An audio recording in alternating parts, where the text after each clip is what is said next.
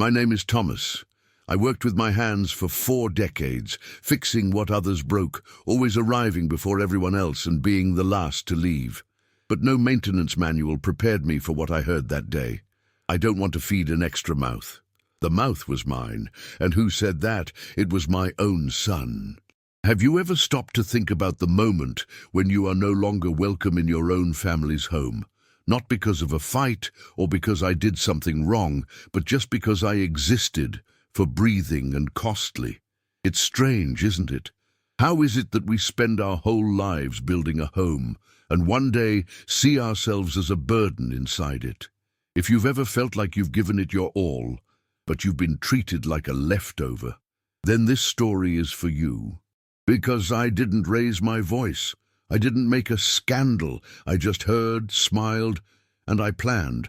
And by the time they realized, it was too late. I'll tell you how I turned the tables, without a shout, only with silence, memory, and justice. Not every elderly person is weak. Sometimes he's just waiting for the right time. But before we dive into the heart of this story, I need you to know something. Pain does not always come screaming. Sometimes it comes in a whisper. And mine came on an ordinary morning, the day after my birthday, which, by the way, went unnoticed in that house. I woke up with my son standing next to the bed, with that practical expression, as if announcing the time. "You will work, Dad. We can't hold another mouth here." He'd even gotten the job. Night cleaner at a school 40 minutes from home. I just looked at him, smiled, and he said, "Of course, son. Thank you for thinking of me." But at that moment, inside, I was no longer the same. It is about this silence that I am going to talk to you now. But if this story has already touched something inside, if you know someone who has been through it, or if you yourself feel this pain that you can't explain in words, I invite you to stay with me. Leave your like, subscribe, not as a favor to me, but as a way of saying, I understand you, Thomas, because telling this is not easy. And knowing that there's someone on the other side listening to me, it makes everything hurt a little less. When I left my home in Gresham, it felt like I was burying a piece of myself. That simple little house where Ellen and I raised Andrew was full of memory on the walls. The floor still creaked in the same place in the kitchen where she liked to dance alone while the rice boiled. I remember saying in a low voice on the last day, "Thank you for everything." I closed the door, turned the key, and I never came back. Andrew said that in Beaverton life would be more practical, more modern. They were buying a new house with a backyard, double garage, and space even for my corner. "You're going to have your own room, Dad. Privacy, comfort, and we're going to get closer, right?" He spoke enthusiastically, and I, tired of living alone, accepted. I sold my house and even supplemented the amount that was missing for the down payment. $42,000. It didn't hurt me to give it. I thought it was the right thing. The day of change has arrived, and I remember every detail. We arrived around 9 in the morning. The truck had barely parked, and Andrew was already on his cell phone solving things at work. Madison came to open the door with a quick smile, but her look, it didn't match the smile. "Put the boxes in the back, please, and watch out for the floor. It's just been waxed." I was carrying a box with Ellen's photos when I heard her whispering to Andrew, "Is this mess going to stay here for a long time?" I pretended I didn't hear. Maybe I was wrong. I wanted to believe that. The room they gave me was at the back of the house, near the laundry room. It had a single bed, a built-in closet, and a narrow window that led straight to the side fence. Nothing much, but nothing that reminded me of home either. I looked at the new furniture in the house, the expensive appliances, the leather sofa in the living room, and thought, they are living well. That's good. On the first day, I woke up early, as usual. More than 30 years ago, I opened my eyes at 5 in the morning, even without an alarm clock. I made coffee and left it in the thermos. When Madison came downstairs, she looked at me as if I had invaded the kitchen. "Ah, thanks." But Andrew and I had coffee in the cafeteria on the way to work. She didn't even sit down. He left with the keys in his hand and the phone glued to his ear. I was left alone. The whole house was quiet, but it wasn't the good silence. It was the kind that seems to look at you. I spent the day unpacking my things, trying to find a place for my life in that new space. I kept Ellen's urn in the last drawer of the dresser, hidden. I thought it would be better this way. In the following days, I was trying to fit in. When they were at home, I avoided getting in the way. The TV in the living room lived with a password because it was a streaming service that only they used. The meals, each one at their own pace. Sometimes I heard the microwave beeping in the middle of the night, but I was never invited to dinner with them. When I tried to start a conversation, they talked about things I didn't understand. Series, financial market, names of famous people I've never heard. One night, I heard laughter coming from the living room. Andrew and Madison were watching a comedy show. I approached slowly, with my glass of water. "Can I watch it with you?" I asked. Andrew looked at me, then at Madison, and replied with a dry smile, "Sure, Dad. But you're going to get a little lost. See, it's a series that's already in its 3rd season." I sat in a corner. No one looked at me. The laughter continued, but I didn't laugh. No, there are things that we feel without having to listen. Our body understands when it is not welcome. When you feel like you take up too much space, you talk too much, you breathe too much. And I started to wonder, would they have bought this house if it wasn't for my money? Was I just part of the down payment? A convenient detail. Pause. Let me ask you something that is listening to me. Have you ever felt this way?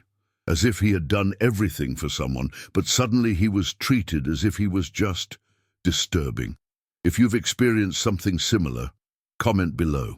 He writes me "I've lived this," or "It touched me," because sometimes just knowing that we are not alone in this pain, it already relieves a little. But going back, I started to create my own routines. I walked around the neighborhood, visited the community library, sat on a bench by the lake, and watched the ducks. Sometimes he took some pieces of bread that he kept for breakfast. I talked to the neighbors, smiled at the children on the sidewalk, pretended that everything was fine. But the truth is that, in that house, I was like an old piece of furniture. It was there, but out of place. And every day, the feeling of being a guest in a home I helped build became harder to swallow, until my birthday came, and that's when everything started to change. Do you know what happens when silence becomes an answer?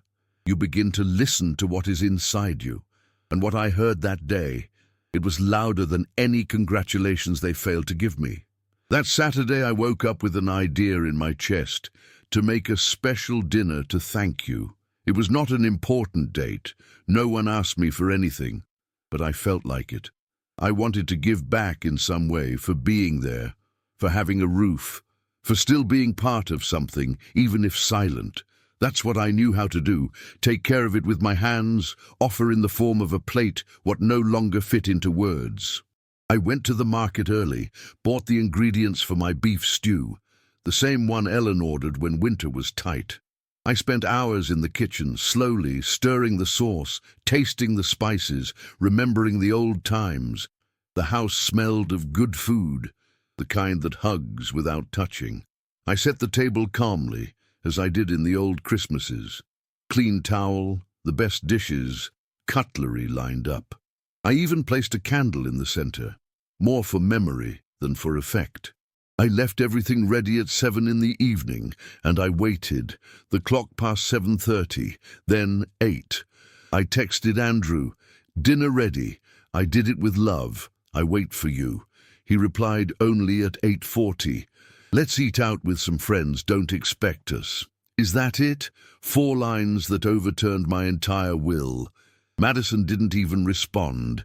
I stood there looking at the 3 dishes served, the steam melting into the air like my hope for a family evening. I sat down, prayed softly, and ate alone. Each mouthful weighed as if it were made of lead, and the worst thing was not the absence. It was the silence of the next day. No one mentioned the dinner.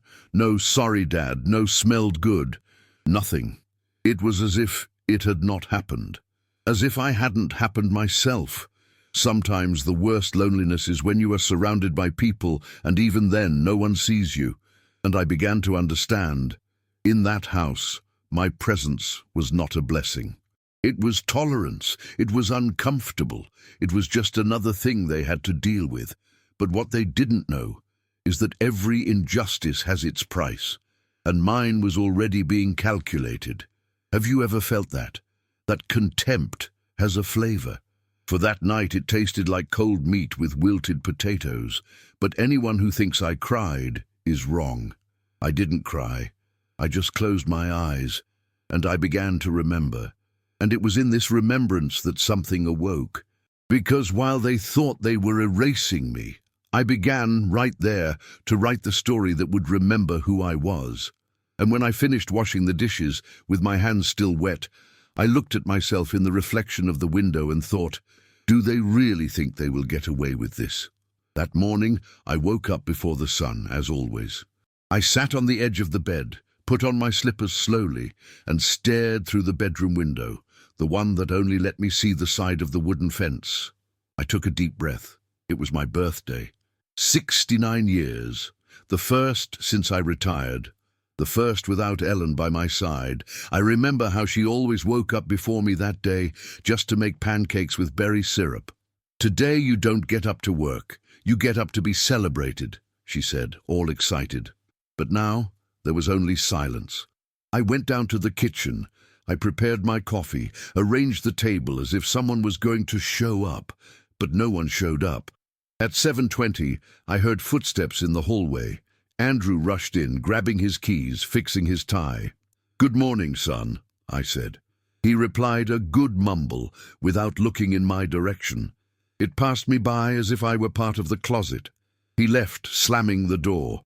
Madison came down shortly after. He looked at his cell phone, took a banana from the fruit bowl, and went straight to the door. He didn't even see me. The day dragged on. I didn't want to sound pathetic, but I found myself staring at my phone more than once, waiting for it to ring. No link, no message, no happy birthday, Grandpa, from my grandchildren. Time, which is already slow in old age, seemed to have stopped on purpose. I prepared my lunch, ate in silence, washed the dishes, and went back to my room. I'd tried to doze off, but memory kept nudging me with old scenes, noisy birthdays, tight hugs, gifts wrapped in colored paper.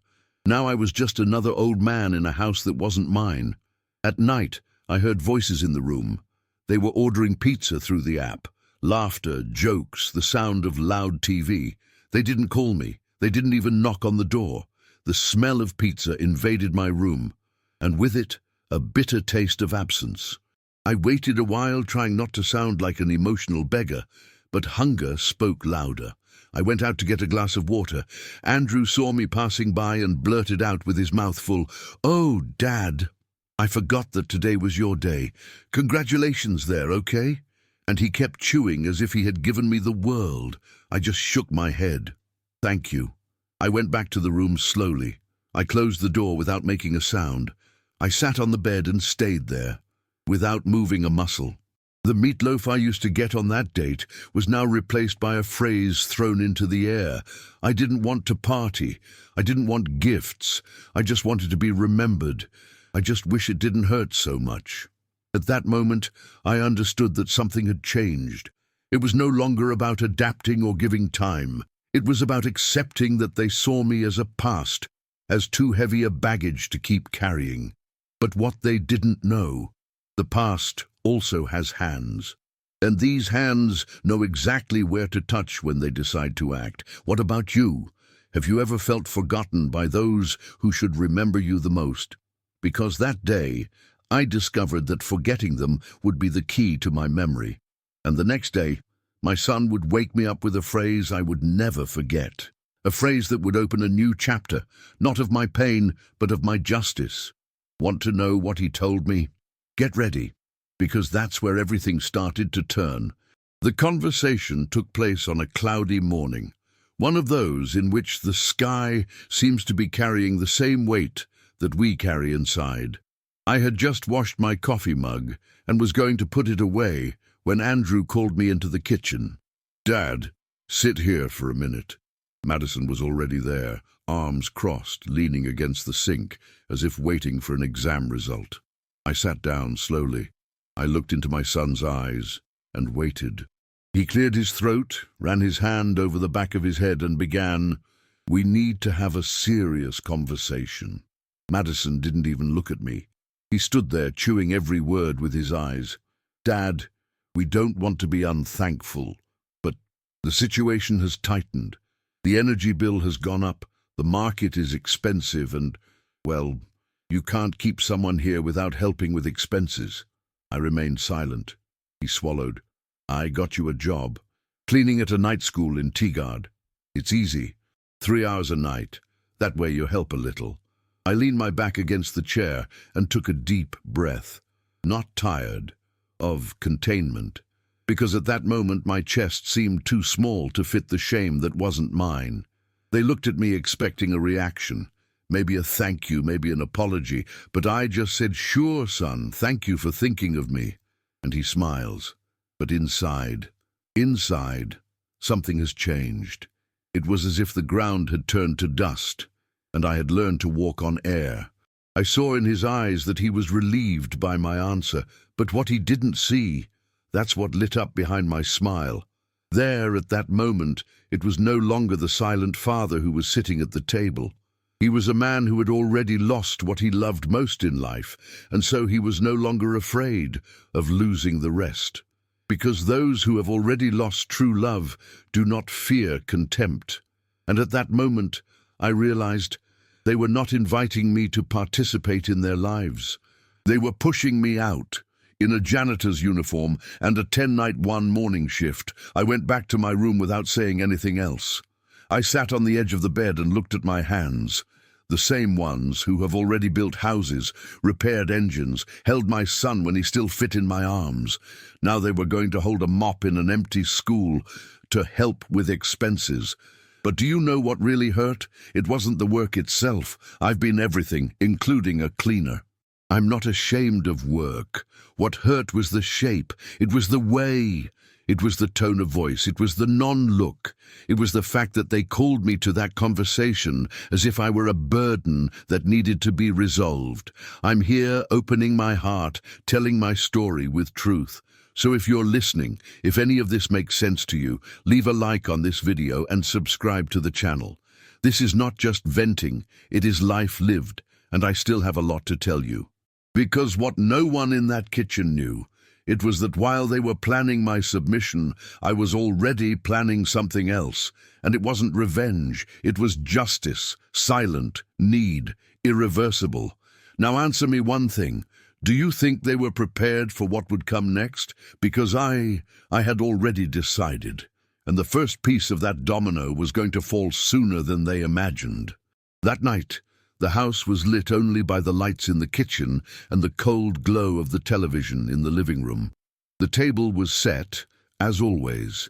3 plates, cutlery, paper napkins. Madison brought out the grilled chicken she used to buy at the grocery store, and Andrew opened a bottle of cheap wine, saying they deserved a treat after the busy week. I sat at the table in silence, as I had been doing for the past few months. They started talking about a new series they were watching. They laughed, commented on characters, discussed theories. I just listened. They didn't even include me in the conversation. They didn't even ask if I wanted to watch it with them later. As I chewed that dry chicken, the phrase spoken that morning came back like a deaf hammer, an extra mouth. That didn't leave my head. It was as if the flesh had gained a taste of humiliation, a metallic, cold, bitter taste. I continued eating in silence. Each bite felt heavier than the last. I finished first. I got up slowly, took my plate to the sink, washed it calmly, rinsed it, dried it. Nobody noticed me. I went back to my room, closed the door carefully, and went to the closet. At the bottom, in an old box with worn adhesive tape, were pieces of what was once my life with them. There were clippings from Andrew's college days, paid bills, electricity bills that were in my name, invoices for the first car he used, and even the letter I wrote to him when he passed the entrance exam, folded carefully inside a blue envelope. I also found letters from Ellen. He wrote to me when I travelled for work. Small print, sweet, full of nostalgia. I took one of her letters and reread it in silence. You are the foundation of this house. Nothing here would be what it is without you. My eyes filled, not out of weakness, but because there I remembered who I was, of everything I've ever been, and how much I was forgotten. I took all those papers, organized them calmly, sat on the edge of the bed and thought, it was for them that I lived. Every extra hour, every sleepless night, every penny saved, everything was for them. And now I'm excess. Do you know what's sadder? It is not being rejected. It is to be discarded naturally, as if his presence had an expiration date. And at that moment, on that bedside, I didn't cry. But one thing inside me fell silent. A door closed, and when those doors close, they don't always open again. I lay down slowly, with the light off, listening to their laughter in the room. And I asked myself, do you remember how much I fought for them to laugh like that, and even more? Will they ever understand what they have lost? Because what I started planning that night, it was the beginning of a silence that was going to make a lot of noise. And the first step would be a trip, one that no one imagined I would do. Want to know where I went? Wait for me and I'll tell you.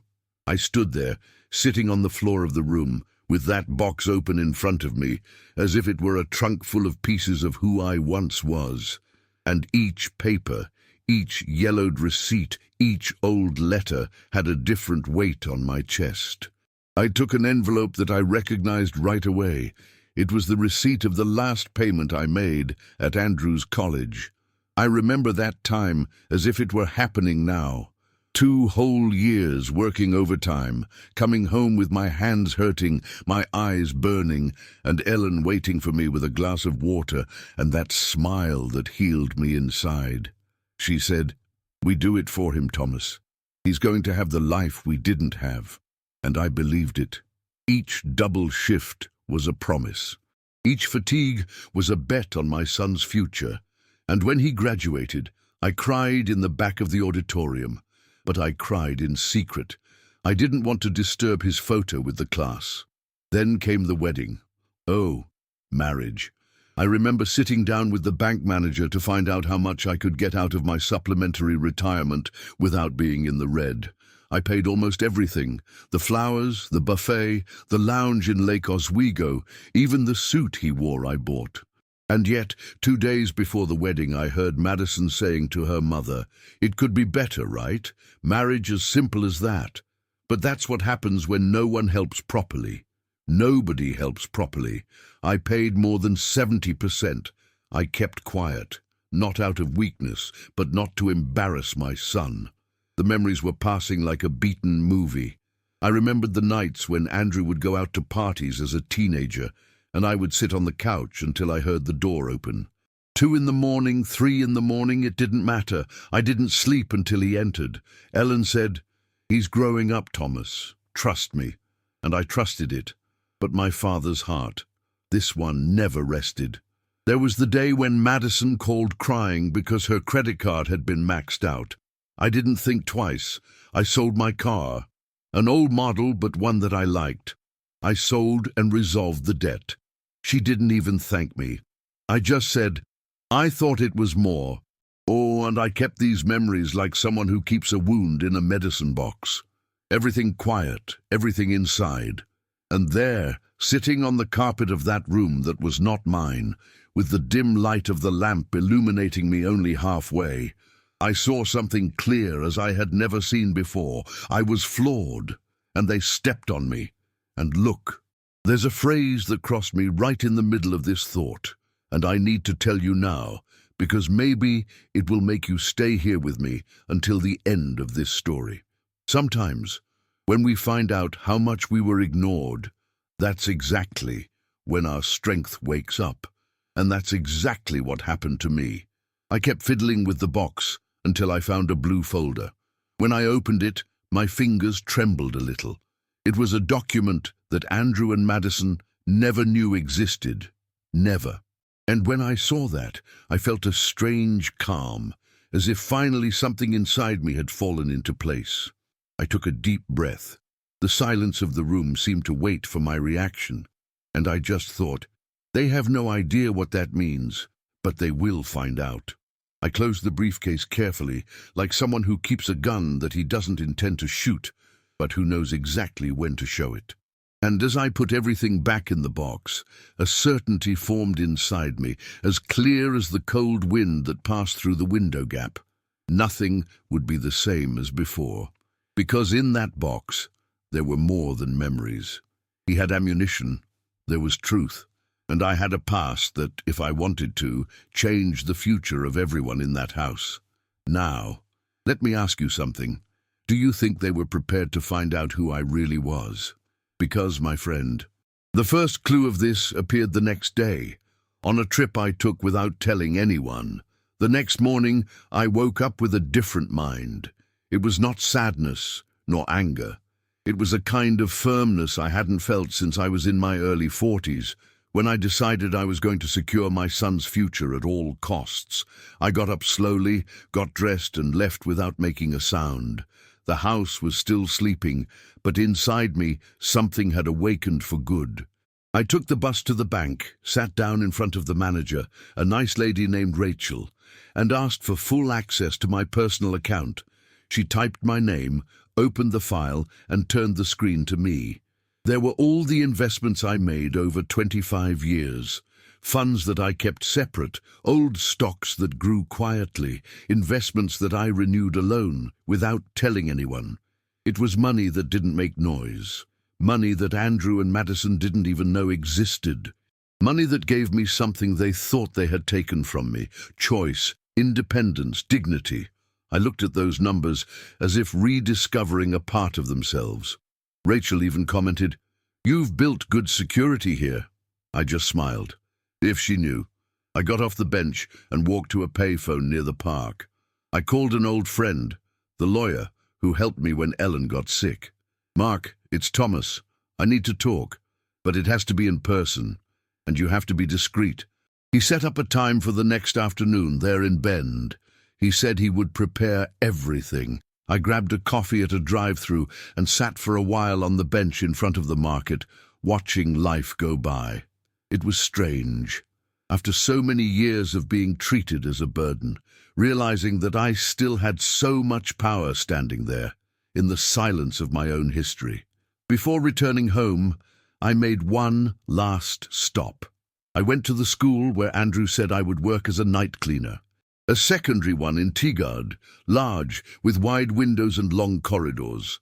I saw a man of my size passing by with a cleaning cart. He looked tired, his back a little crooked. And there I understood something very clear. I was not going to enter that building even for a second. Not out of pride, but for truth. That was not my destiny. It never was. They wanted to see me bent over, obedient, collected. They wanted to fit me into a life that wasn't mine. But I'm not an old man being pushed into any corner. I am a man who built his own road, a man who knows exactly where he steps. I looked at the school sign and muttered to myself, "You want to see an old man humiliated, but you will meet a man who has never stopped owning himself." And you know, let me tell you something that crossed me very strongly at that moment. And maybe it will cross you too. There is a point in life when we stop asking to be seen and begins to act. If you know exactly what I'm talking about, comment below a "it's true" or an "I understand you." Sometimes just feeling that there is someone walking on this same emotional ground, we breathe better. I returned home with the pieces already fitting. The humiliation they thought they were imposing on me, it was just the beginning of their downfall. And I, silent, would be the one who would pull the first thread. Now let me ask you, can you imagine what was the first step I took that afternoon? Because what happened in the meeting with Mark, everything changed. And that's where the story really starts to turn. I woke up in the middle of the night with a low noise. as if someone had left the television on in the living room, but with no sound of any program. It was a constant, dry murmur. I sat on the bed, took a deep breath, and walked to the door of my room. I put my ear slowly, as if afraid to hear what you already know hurts. The voices came from the room, low but clear enough to cross the entire house. It was my son's voice first, in a mixture of irritation and tiredness. "Madison, if he doesn't go to work, let's cut his card. I will not sustain him forever." That was already like a coup, but it didn't stop there. Madison's voice came right after, cold, aligned, almost calculated. "I've already looked for homes in Salem. Some accept direct payment with retirement. It will be better for us. And for him too, right? There he will have caregivers, routine, these things that the elderly need." I closed my eyes unintentionally, like someone who gets slapped without having time to avoid it. My own son took a deep breath and added, as if he were solving any month's budget, "If he complains, we say it's for his good. You can't keep carrying that weight." Weight. The word echoed so strongly in my head that it seemed to have been said inside me, not there in the room. Wait. I, who carried that boy in my arms when he had a fever at the age of 3. I, who put food on the table for 40 years. Me, who sold my car, who paid for college, who paid for a party, who gave them a home when they were still starting. Now I was just that. A burden, an expense, an extra mouth. I leaned my forehead against the wood of the door and felt my whole body tremble, but I didn't cry. Not this time. It was different. The sound of their voices kept cutting into the early hours. "He can't sit here doing nothing, Andrew. We have our life, our routine." I know it. Tomorrow I'll talk to him again. If he doesn't go to work, he already knows." I stood there for long minutes, just breathing, just listening. And somehow, every word of theirs, every harsh sentence, every plan said without guilt, without pause, without love. It was as if they were dismantling the little that still existed of a father inside me. Because at that time, on that thin wall separating my bedroom from the living room, I realized something that no man wants to feel. I no longer had a place in my son's heart. Nothing.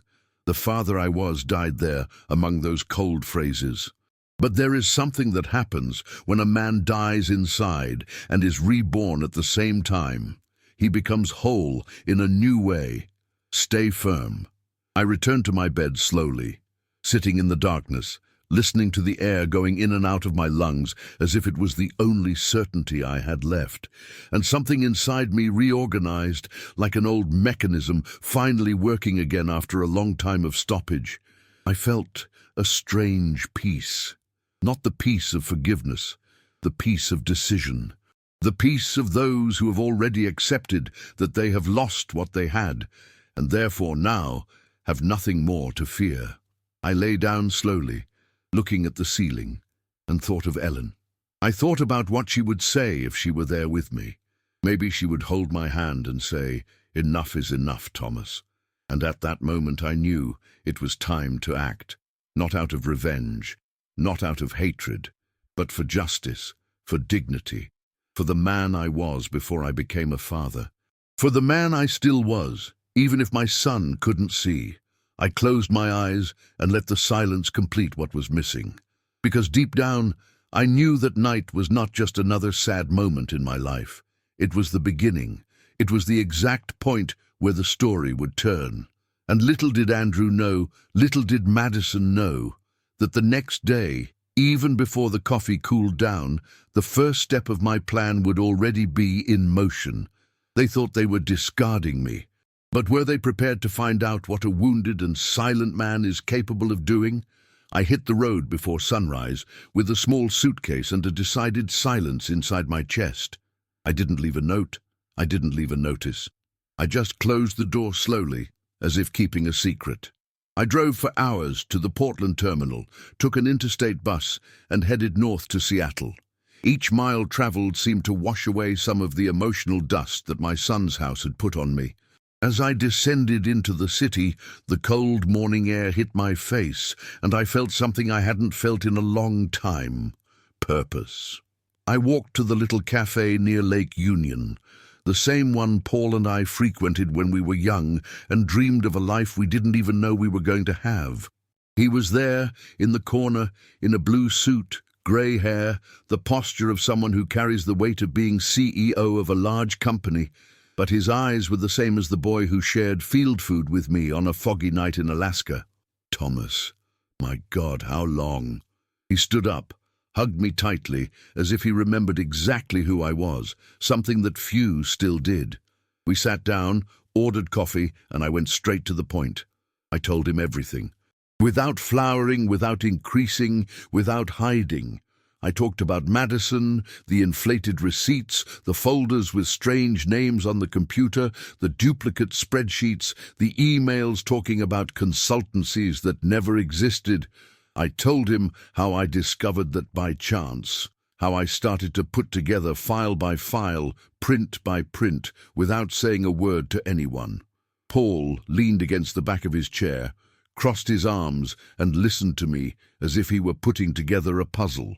When I finished, he spent a few seconds looking at me, seriously. Thomas, this is no small thing. This is a federal crime. I shrugged. She didn't treat it like a small one when she inflated the bill with the boss's money. He scratched his chin and shook his head slowly. You have always been observant. He always saw what no one else saw. I opened my suitcase, took out the flash drive I had been carrying with me for months, and put it on the table. He looked at the object as if he recognized a loaded gun. Is it all here? Everything. He took a deep breath, took the flash drive between his fingers and put it in the inside pocket of his jacket. I'm going to cross-check the data. I'm going to pull records, real notes, internal audit, everything. I can call you in a few days. I nodded. We were silent for a moment, looking out the window at the movement of boats on the lake. He put his hand on my shoulder. Thomas, this will have consequences. Are you ready? I took a sip of the coffee and felt the warmth rise to my chest. Paul, I spent years being their flaw. Now I'm the one who will decide where I stand. He lowered his head, almost smiling. You never lost your strength. I watched the coffee foam spin inside the cup and, on a sincere impulse, I said something that came straight out of my soul. If this piece of my life can become a mirror or a hug for someone, help me carry it forward. Like and subscribe here to the channel. It makes more difference than you think to tell all this. It's been harder than it looks. We finished the conversation around noon. He took me to the exit and said he would let me know as soon as he had results. Before saying goodbye, I looked at the lake and felt a strong wind blowing, as if it were a warning, as if to say, hold on tight, it's going to start. I returned to Portland in the late afternoon with a mixture of calm and adrenaline inside me, because at that moment, as the bus was traveling along Interstate 5, I knew that a line had been crossed. And one thing kept hammering in the back of my mind, a question I couldn't answer myself, when Paul called me with the evidence. What exactly would I do with them? Well, the answer to this question, it was going to change the fate of everyone in that house. I went back to Beaverton, as if I was going back to a stage where I already knew exactly what was going to happen. But the other actors were still acting in the dark. I stopped at the post office before I got home. I entered slowly, with the brown briefcase under my arm, and asked for a large envelope, one of those padded ones. I sat at one of the counters and took a deep breath before I started printing everything. Duplicate reports, forged notes, incompatible receipts, and that exchange of emails that I will never understand how she had the courage to leave saved on the computer. I put everything in the envelope along with a simple, direct, anonymous letter. Dear, investigate. 3 words. 3 words that I wrote with the calm of someone who has nothing left to lose and everything to recover. Sealed, addressed to the internal department of the boutique accounting firm where Madison worked, in downtown Portland. When I handed it to the attendant, I felt like I was putting the first domino up. A light touch, and the whole row would collapse on its own. I left there and, for the first time in a long time, walked unhurriedly. The afternoon wind hit my face as if the world was finally treating me with kindness. When I got home, I left the keys on the front table and went straight to wash my hands, as I always did. I went into the kitchen and found the two of them preparing dinner. Andrew stirred the pot, complaining about the boss, saying that the man did not know how to recognize his value. Madison was chopping vegetables, absent-minded, but with a hard, cracked jaw. Something about her was different, and I recognized it right away. Those who fear always harden on the outside. I sat at the table and listened. Andrew, in his way of complaining about everything and everyone, said that the company was going through an unexpected audit, that everyone was tense. And Madison, without looking up, said, "The auditors appeared today out of nowhere. They will review everything, everything." I felt the knot she was trying to hide. Fear stuck to words. It was there that I realized my hands were steady, my heart calm. And inside me, a phrase sprouted so clearly that I almost answered out loud, "Sometimes life only starts to make sense when we stop being afraid of losing what was never love." If you're still with me this far, let me tell you, it remains with me until the end, because the heaviest and most liberating part of my story has not even begun yet, and you will understand why. Andrew served the dishes. He talked about the budget cut, about the angry boss, about the risk of layoffs. I just stirred the food, letting them believe that I didn't understand anything that was going on. Madison didn't play at dinner. She was pale. He said he had a headache, that he was going to bed earlier. Andrew didn't even ask why, and I smiled inside, not out of malice, but for justice, because their castle, the one they built on my back, my silence, my goodwill, began to crack.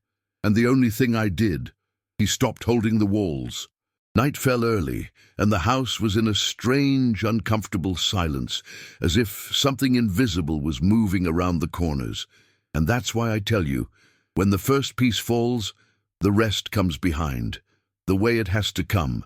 Now, let me ask you, can you imagine what happened the next day when Madison's phone rang before 8 in the morning? Because what she heard on that call, it was just the beginning. The corrector arrived on a cold afternoon, one of those in which the wind seems to carry messages that we still don't know how to read.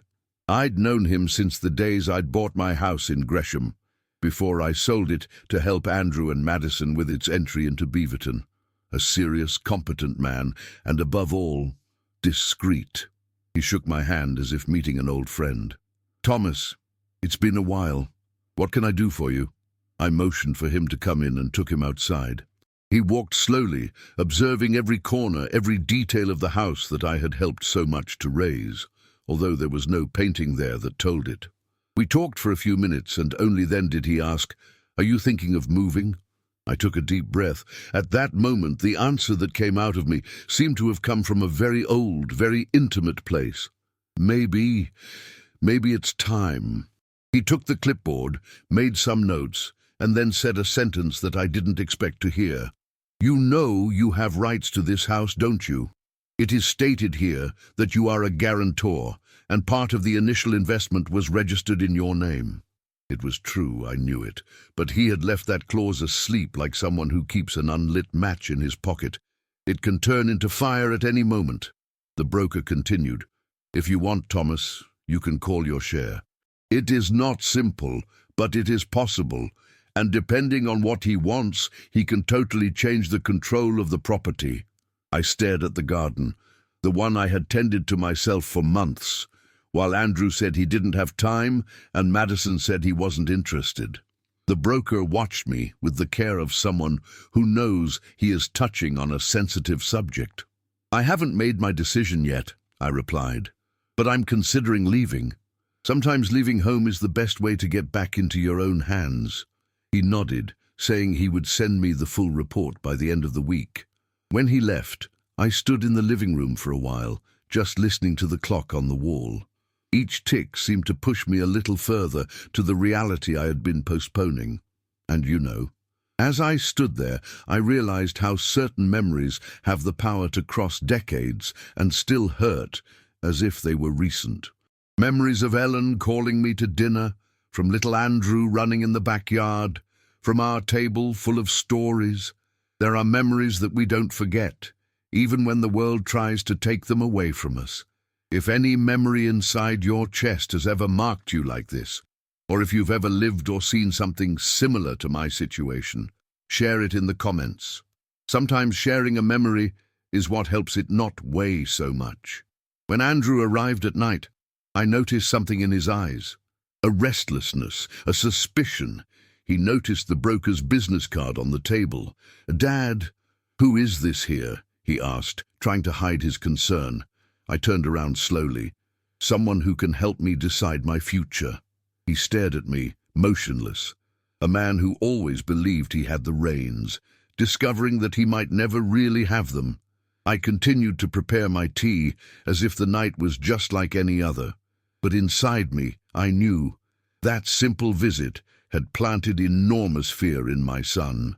A fear that would soon begin to explode in every corner of the house. Now, can you imagine what he did the next day? Desperate when he realized that I really could leave and take half of what he thought was his, because what he tried to do to stop me, it was revealing and painful. The next morning I went down to the kitchen with the calm of someone who already knew that the day would be heavy. Andrew was sitting at the table, his elbows propped up, his brow furrowed like a boy caught doing something wrong. Only this time, even he didn't know exactly what mistake he was about to confess. Madison was not, which already said a lot. He stirred his coffee without drinking, just twirling his spoon, and when he finally opened his mouth, his voice came out hoarse, almost trembling. "Madison is devastated. They said that there is someone investigating her there at the firm." I didn't take my eyes off the newspaper. I just turned the page slowly, as if I was reading something interesting, until I replied, "I imagine." He waited for me to ask something. I didn't ask. Then he insisted, "She doesn't have the head for it. He's been feeling sick since yesterday. You saw how she was." I folded the newspaper carefully, put my glasses on the table, and only then looked at him.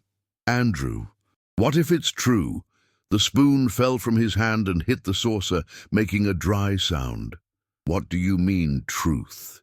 he asked, with that nervous irritation that always appears when someone fears hearing what they already know.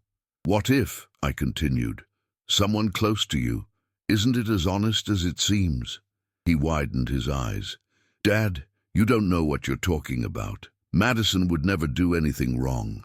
"Are you sure?" I asked, tilting my head a little. He turned red, very red. I could see the confusion fighting with the pride inside him. "Are you implying something?" "No," I replied calmly. "I'm just saying that the truth has a strange habit of showing up, always at the right time." He ran his hand through his hair, got up from the table and started walking around the kitchen, annoyed. "You're talking like you know something, as if he had been part of it." "Andrew," I interrupted, my voice low and firm, "I know enough not to be surprised by anything else." He stopped. He stood still, staring at the window as if waiting for her to give him some answer. The silence that formed there was not empty. He was full of fear. For the first time in many years, I saw my son lost, and I didn't feel revenge. I felt clarity. That kind of clarity that only comes when we understand that we should no longer cover the sun for anyone, not even for those who were born to us. He sat down again, but this time with his shoulders slumped. "Dad, if there is anything you want to say, you can tell me." I took a deep breath.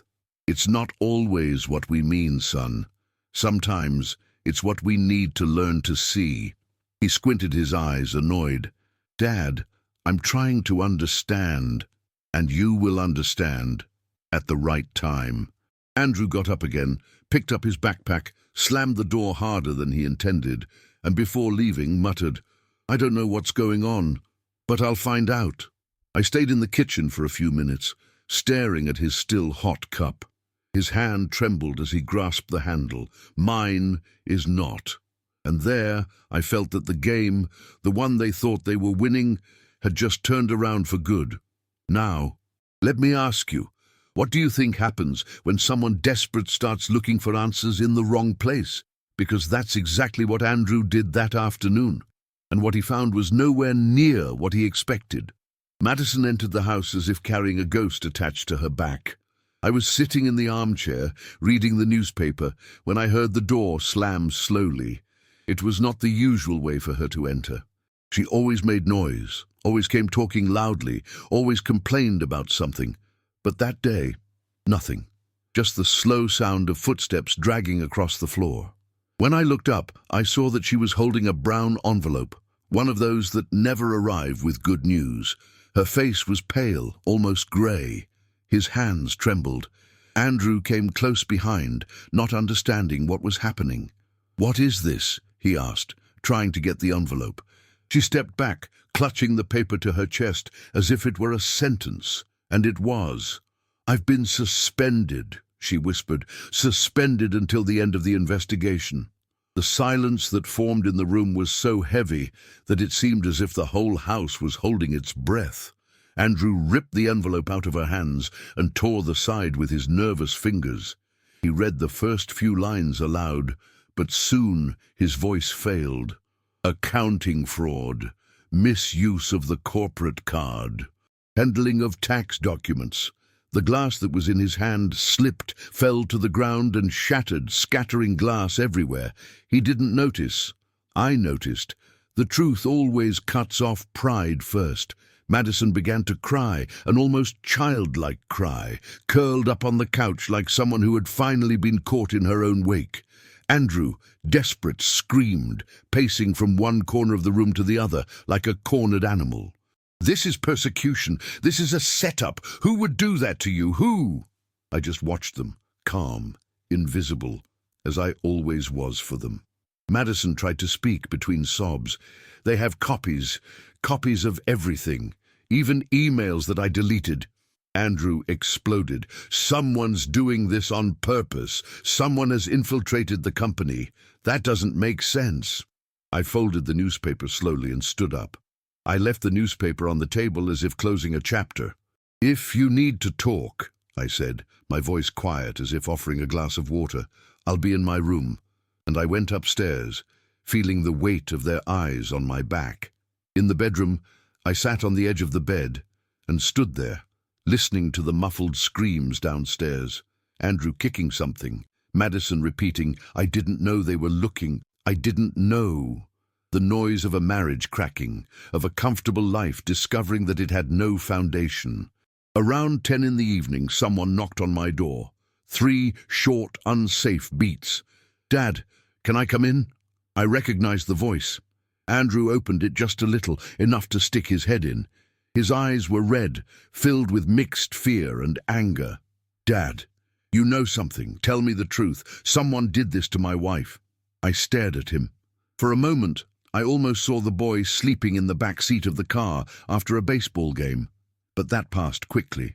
"Andrew, maybe it's time for each one to take care of their own livelihood, don't you think?"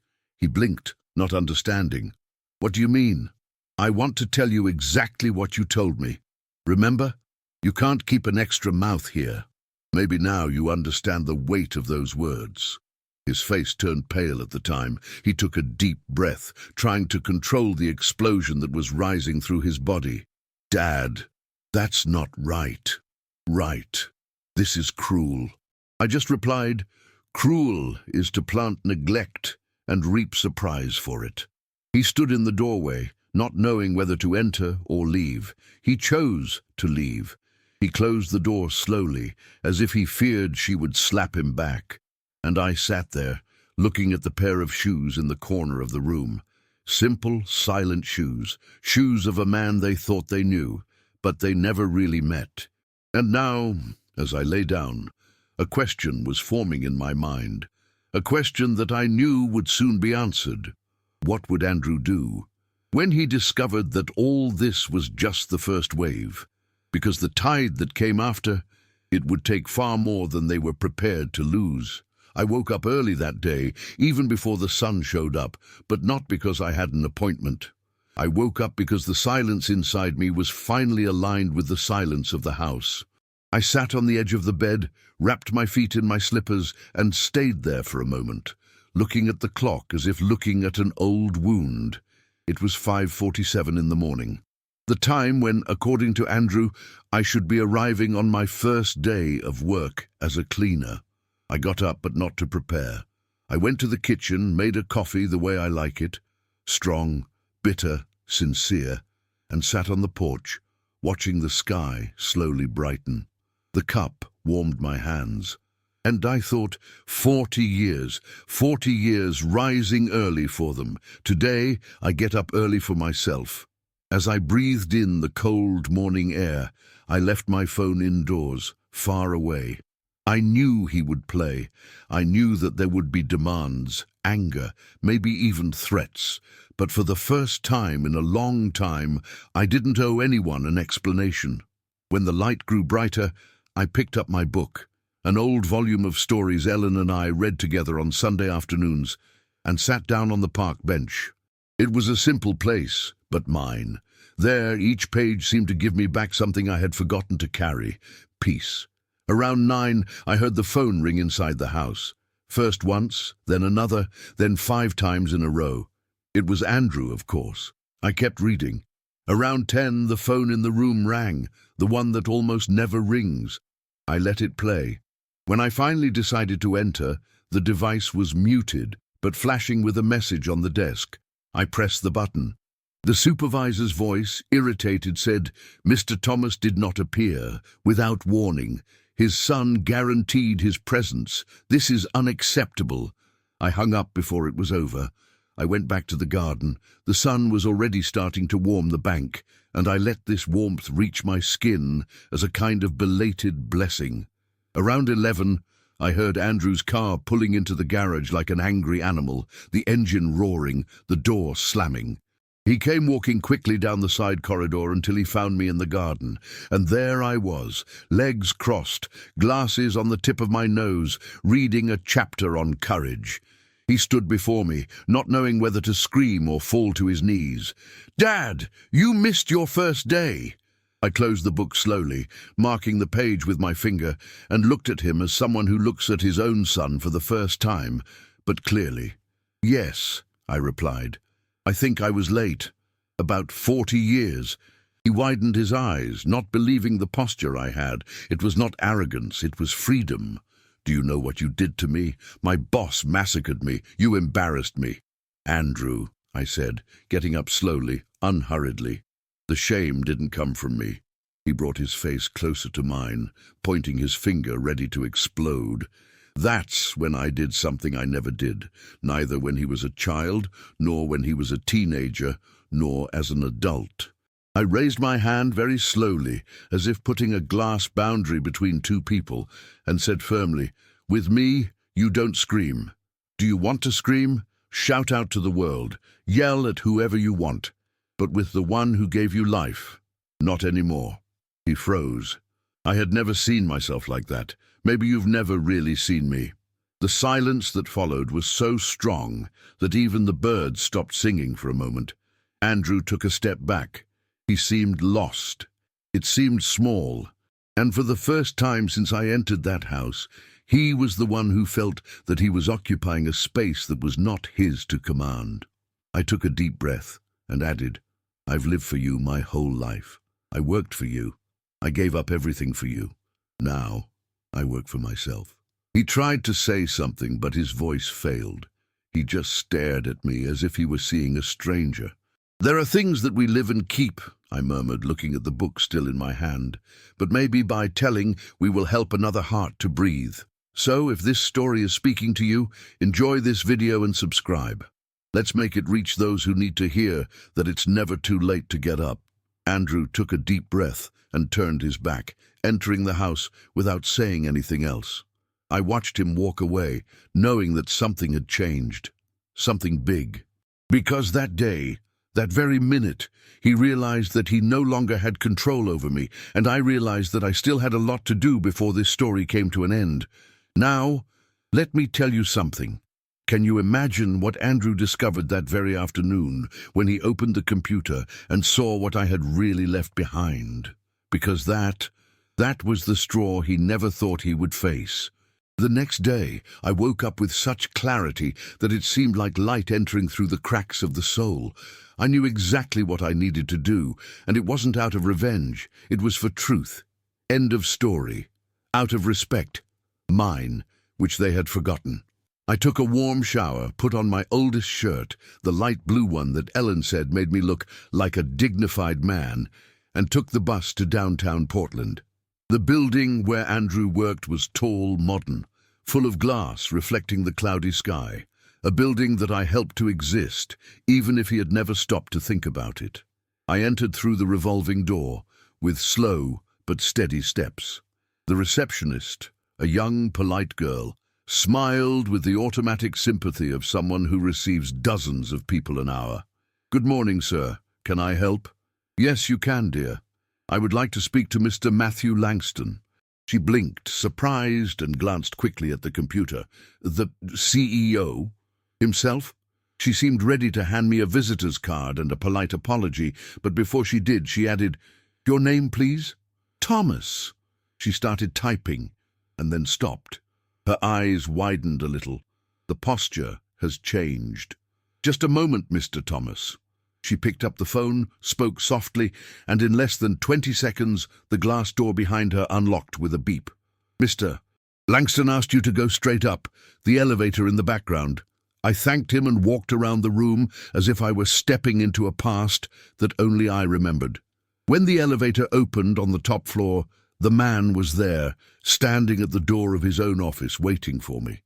The same Matthew Langston who, 20-odd years ago, knocked on my gate with a worn-out leather briefcase and a dream that seemed bigger than him.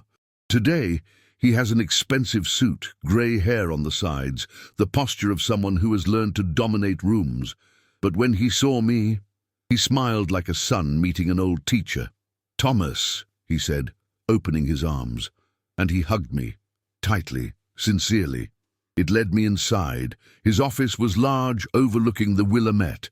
I sat in the leather armchair, he on the other side of the table, but his way was on an equal footing. There was no distance.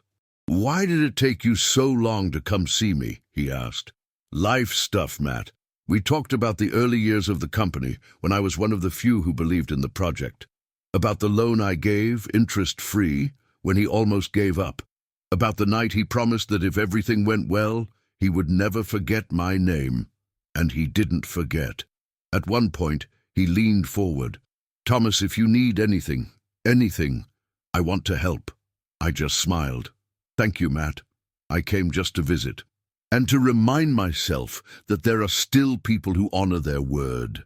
The conversation lasted about 20 minutes. Before I left, he walked me to the elevator door, something he didn't do for anyone. The elevator opened, and that's when it happened. Andrew was there, in the hallway, pale, as if he had seen a ghost. He looked at me, then he looked at the CEO next to me, then back to me.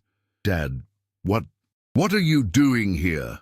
His voice came out thin, trembling like that of a child who finds something he doesn't understand. I gave a small smile, adjusted my coat over my shoulders, and replied with an almost old-fashioned calm, "I've come to see an old friend." Andrew blinked several times, confused. "Do you know Mr. Langston?" I turned to him, with a look that carried decades that my son never bothered to know, and I answered slowly, letting each word fall into the air as if discovering an uncomfortable truth. "Yes, I do. I was one of his first investors, when he still dreamed of setting up this company in his mother's garage." Andrew's face lost its color. His hands trembled. He took a step back, as if the ground had shifted beneath his feet. Matthew put his hand on my shoulder and added, looking directly at my son, "Your father is one of the reasons this company exists." Andrew stared at me, and I saw for the first time no anger, no contempt, no superiority, but something he never demonstrated: fear, respect, and maybe shame. I got out of the elevator without looking back, but deep down, I knew this was just the first shock. The real impact was yet to come. "Now, let me ask you, Can you imagine what happened when Andrew found out that the visit to the CEO was just a small part of what I had actually prepared? Because what came next changed the fate of the three forever. 2 days after that scene in the hallway of the company, the house dawned with a strange, heavy, almost feverish silence. I was in my room folding some shirts when I heard Madison's cell phone ring downstairs. First it was a short touch, then another, then a muffled scream, one of those that seem to come from a place where the person already knows the truth, but still fights against it. I went down slowly. The door to her makeshift office was ajar, and I saw her sitting in her chair, motionless, her face completely destroyed. The open laptop showed a long email, very long. The subject line? Dismissal for cause. She tried to breathe but could only make a strangled sound, as if swallowing her own shame. Andrew took the laptop from her hands and began to read aloud, but the voice failed in the very first sentence. After internal auditing, we found robust evidence of tax misconduct associated with your login, your logins, and your accounting activities. He turned the page on the touchpad with a shaking hand. Misuse of the corporate card, manipulation of records, issuance of conflicting documents. Madison cried with her face hidden in her hands. A cry that was not only sadness, it was humiliation. That kind of pain that is only born when the mask falls. I stood in the doorway watching without saying anything. I didn't even need to. They already knew. On the same day, just before lunch, Andrew's cell phone vibrated insistently. He answered, and I heard his voice descend from a proud tone to a broken tone in a matter of seconds. "Yes, sir, I understand. Clear. I'd just like to—" He stopped talking. He was speechless. The hand squeezing the cell phone until it turned white. "Off?" The word came out almost soundless. He swallowed. "Why? I always delivered everything on time. More silence on the other end of the line. Long, cruel, definitive. Then he dropped his cell phone on the table. He ran his hands over his face as if trying to wake up from a nightmare. They said they can't keep someone who lied to the industry," he said, his voice breaking. "They said I hid information by putting you there. They said that this caused instability in the team." Madison curled up on the couch, shivering. "Andrew, what now? What are we going to do?" He did not answer. He just stared at the ground, unfocused, as if he were watching his own life slip through an invisible crack. I walked into the living room. I took my suitcase, the one that was already half full from the day before, and I started to put my things inside it. A pair of shoes, 2 shirts, the documents, Ellen's photographs, the small box with souvenirs. Andrew noticed the movement and looked at me like a man looking at a harbor in the middle of the storm, but who knows he no longer has the right to ask for shelter. "Dad, what are you doing?" I continued, bending calmly. "Packing my things. But for what?" His voice broke in a way that reminded me of the little boy who was afraid of thunder. I closed the zipper of the suitcase. "I'm going to live in a smaller place, quieter and fairer." The despair that came up on his face. It was almost childish. "Dad, please. We made a mistake, I know, but he doesn't do that to us." Madison stood up quickly, her eyes swollen. "Mr. Thomas, please, we can talk." I stopped at the door. I looked at both of them. There was no hatred in me. There was no anger. There was only a serenity that for many years they mistook for weakness. "You called me heavy. I was told I was an extra mouth. They planned to put me in a nursing home without even talking to me. And now do you want company?" Andrew was crying. Madison trembled, and I felt peace, a simple peace made of truth, limit, and end. "You two are reaping what you sowed, not what I planted. What you planted." I grabbed the suitcase, put the coat on my arm, and walked to the door. Before leaving, I looked one last time into the room, that same room where so many times I had sat to listen to laughter that never included me. "I have always been your father. All you had to do was decide if you wanted to be a real family." I closed the door carefully. No anger, no fuss, just ending a cycle that they themselves destroyed. And as I walked down the cold sidewalk of Beaverton, the thought that came and went like a wave was this: they think they've seen the worst. But they still don't know what's coming when I open the last envelope I left in storage, because it's there, in that envelope, that the final justice is waiting to be born. I arrived in Cannon Beach on a grey afternoon, one of those that seem to hug us before we even decide if we want to be hugged. The cabin was exactly where Ellen and I used to spend our cheap vacations when Andrew was still little. It was simple, made of old wood, with the smell of salt stuck on the walls and a huge window facing the sea. As soon as I opened the door, I felt a wave of silence come in with me.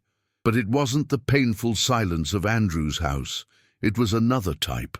It was silence that welcomes, that rests, that gives back. I dropped the suitcase on the floor and went straight to the window.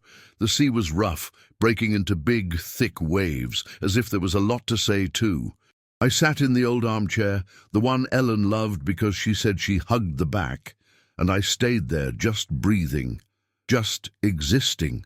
The next day, I woke up early and went for a walk on the sand, listening to that sound that has always been our favorite song. I passed by the same rock where Ellen liked to take pictures. I touched the cold surface, closing my eyes for a moment. I didn't cry. He didn't need to. For the first time in a long time, homesickness didn't hurt as a cut. It hurt as a memory. I went back to the cabin, prepared a strong coffee, sat on the porch, and opened the box I brought with me. Inside, a few things. The wedding photo, the note Ellen left on our son's first birthday, a Father's Day card full of crooked drawings made by Andrew when he was 5 years old. I felt something strange inside. It wasn't sadness. It wasn't regret. It was understanding. I understood then that I had given everything a man could give. I gave time, I gave strength, I gave a future, I gave a house, I gave forgiveness. I was a floor, I was an arm, I was a ceiling. And even so, I was treated like a leftover. As for the rest, like weight. But sitting on that porch, with the cold wind hitting my face and the smell of the sea coming through the window, I realized that now I was learning to give just for myself. And mind you, that was enough. In the neighborhood, almost no one knew who I was. Some waved when they saw me walking along the beach. Others only smiled politely, and I thought that was perfect. Nobody owed me anything. Nobody charged me anything. No one expected anything from me other than to exist. It was as if I had been reborn in a lighter body, in a heart that finally found a corner to rest. Sometimes I spent hours looking at the sea without thinking about anything, letting the world make the noise it wanted, while inside me everything settled down, little by little. And on one of those afternoons, with the mug of hot coffee in her hands and the sun slowly sinking below the horizon, a phrase came alone, quiet, true. Now I give only to myself, and that has been enough. But of course, life never closes a chapter without leaving another page marking the next. And that same night, as I sat down at the table to organize my papers, I saw the envelope that I myself had put away last. The envelope I haven't opened yet. The envelope that carries the final part of this whole story. And now I ask you, are you ready to find out what was inside? Because what that envelope held, everything changed. Forever. I opened the envelope on that windy night, sitting at the narrow table in the cabin, the yellow light swaying as if breathing along with me. It was Andrew's handwriting. I would recognize that crooked layout anywhere. He wrote a lot. More than ever, he told me, looking into my eyes. He spoke of regret, shame, fear. He said that since the day he saw me leave his boss's office, something inside him had broken. He said that the dismissal made him realize the size of the abyss that he himself dug. He admitted that he treated me like a burden, and that now he understood what a burden the ingratitude he carried on his back really was. At the end of the letter, he asked for forgiveness. He did not demand a response. He just asked me to know that he had finally seen who I had always been. I finished reading slowly, folding the paper with a care that deep down was more for me than for him. I kept it in the drawer of the table, along with the things that still deserve some respect in my life. And you know, I didn't feel anger, nor that bitter taste that accompanied me for so long. What I felt there was peace. A peace that did not depend on him forgiving me, or on me forgiving him. It was the peace of those who finally found themselves. I walked to the beach that same night. The sea was beating hard. The waves seemed to talk to me like old acquaintances. It was there, with my feet buried in the cold sand, that I said in a low voice, "Children make mistakes, but sometimes they make such a deep mistake that they don't know how to go back." And it was not judgment, it was just a statement. I learned that to love is also to accept that not everyone knows how to use the love they receive. I learned that no sacrifice, no matter how great, guarantees gratitude, and that sometimes dignity lives exactly at the moment when we choose to take care of our own soul before trying to fix the world. If there's one thing I've been taught all my life, it's that self-respect isn't revenge, it's survival. And today, here, with the Pacific wind beating in my face, I can say that I survived, that I was reborn, that I found the right silence, not the one that hurts, but the one who heals. And look, if you have stayed with me so far, I thank you from the bottom of my chest. Your company, even if distant, warms up more than you think. If this story embraced you in any way, leave your like. It's like a hug back, one of those that we feel in our souls. And if you want to sit with me again for another coffee, another memory, another life story, subscribe to the channel, so you come back whenever you want. Tell me in the comments where you're watching. I like to imagine this world full of people walking together, each with their own story, each with their own strength. And it activates the bell, see? That way you don't lose when the coffee is brewed again, because after all, don't go away yet. Listen to the next real story that will appear on the screen. Always remember, each wrinkle tells a story, and each story carries a strength. Watch the next video here on the channel with another incredible story.